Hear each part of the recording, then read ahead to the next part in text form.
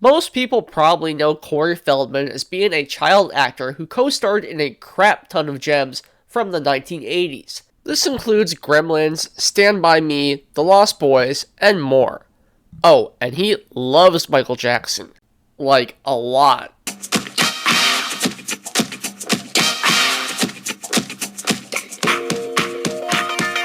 I know him as being one of the most delusional yet fascinating figures in Hollywood. The 80s were the golden era for Corey, and this was the decade in which he would make his rise to fame. Unfortunately, this is where stuff started to go bad really fast. You see, much like with other child actors who got famous, Corey didn't exactly know how to handle all of the fame and money that would come his way, especially when he was barely even into his teen years. And he quickly became a drug addict, with coke being his main drug of choice. As a result, Feldman was constantly in and out of rehab centers throughout the late 1980s and even into the 90s, at which point his film career hit a bit of a slump. He often co-starred in many 80s films along with another well-known child actor at the time, Corey Haim.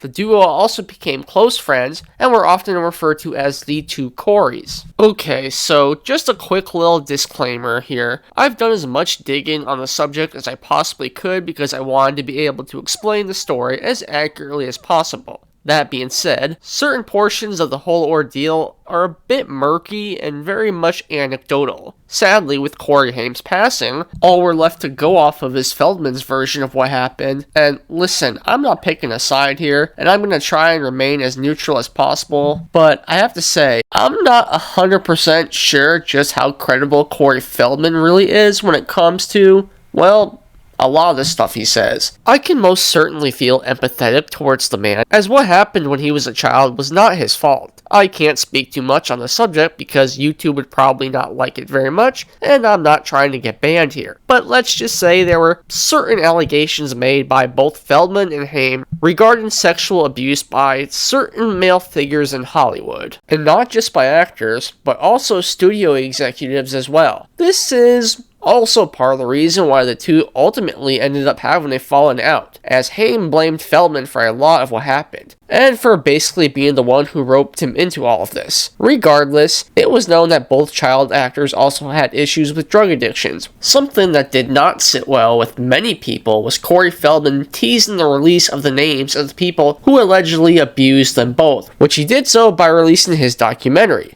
But of course, people would have to pay if they wanted to know the truth. These days, growing up, Corey Feldman has transitioned into doing music rather than film. And let's just say, his performances are something.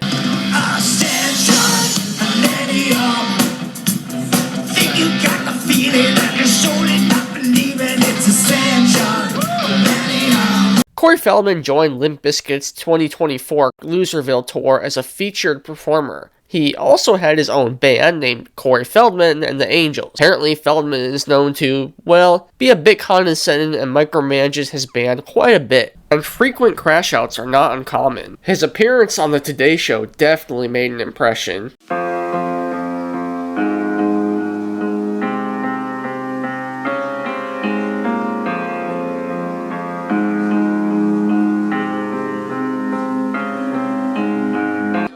Someone's insane. Look out, someone's insane. I got my eye on you, nutcase. His song Comeback King was an absolute spectacle. I'm the comeback king. I am missing nothing. Won't give up, you know. And yes, that is Curtis Young. And of course, we can't forget his latest episode when he was featured on Dancing with the Stars. Although, on a side note, I actually found Corey to be a pretty good dancer, so I will at least give him that. But let's just say he did not take his elimination particularly well.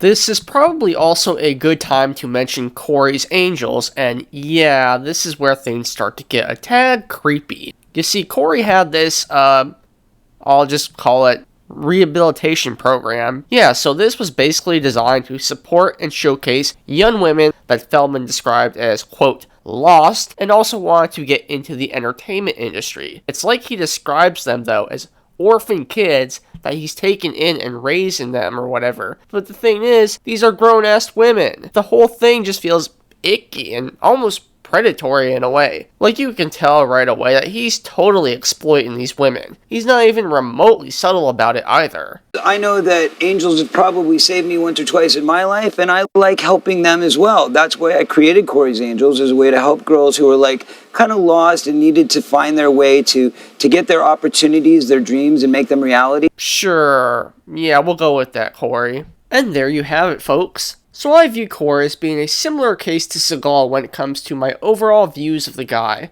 I mean, the man is an absolute enigma, and I think that's a part of why myself, and perhaps others as well, have this bizarre obsession with celebrities and actors who are like this. Personally, I think I've had about as much insanity for one day as I can handle, so please, if you enjoyed my content, consider giving it a like, and maybe even subscribe to my channel. Also, drop a comment down below and let me know if you guys are enjoying these film essay videos. Before we go, if you enjoyed this video and want to learn more about the crazy adventures of Corey Feldman, check out the channel Jim and Them. Basically, it's a podcast that's dedicated pretty much completely to the man himself and all of his latest escapades. Anyway, until next time guys, this has been Mark, aka The Movie Buffer. Ciao for now.